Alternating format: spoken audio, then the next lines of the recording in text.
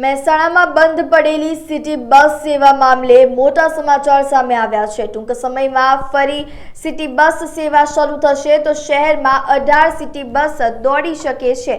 આ વખતે મહિલાઓને ફ્રી મુસાફરી નહીં કરાવવામાં આવે। અગાઉ 365 દિવસ મહિલાઓ વિનામૂલ્યે મુસાફરી કરી શકતી હતી, પરંતુ નવેસરથી રૂટ તૈયાર કરી ટ્રાફિકવાળા પાલાવાસના રોડ, રાધનપુર રોડ, બાયપાસ સહિતના રૂટોમાં સિટી બસની વધુ ટ્રીપો દોડાવાશે।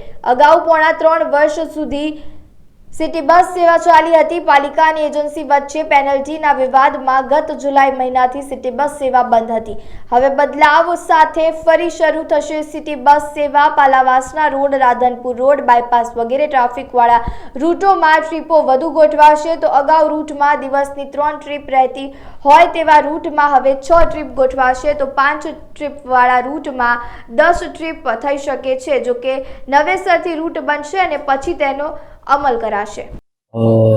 સિટી બસ સેવા લગભગ છેલ્લા 4-5 મહિનાથી મહેસાણા નગરપાલિકામાં બંધ હતી, જેનું ટેન્ડર પ્રક્રિયા ઘણા સમયથી આપણે ચાલુ જ હતી ને હવે એ પૂર્ણ થવા આવી છે। એટલે ટેન્ડર 2 એજન્સીના ટેન્ડર પણ આવી ગયા છે। ટૂંક સમયમાં ટેન્ડર ઓપન કરી અને સિટી બસ સેવા ચાલુ કરવાની પ્રક્રિયા કરવામાં આવશે। હવે શું બદલાવ આવશે?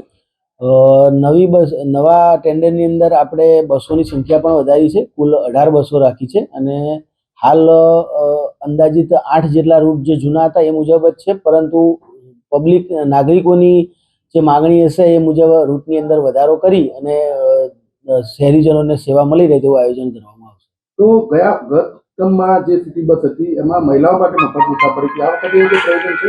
ના, આ જે હાલમાં ટેન્ડર પ્રક્રિયામાં છે એમાં કોઈ મહિલાઓ માટે અલગથી સુવિધા રાખવામાં આવેલ નથી, પરંતુ જે પણ નગરપાલિકા દ્વારા સામાન્ય સભાનો નિર્ણય થશે એ મુજબ આગળ કાર્યવાહી કરીશું। તો હવે મહિલાઓ મફત મુસાફરી નહીં કરી શકે? હાલ આ ટેન્ડરમાં એ પ્રકારની જોગવાઈ કરેલ નથી।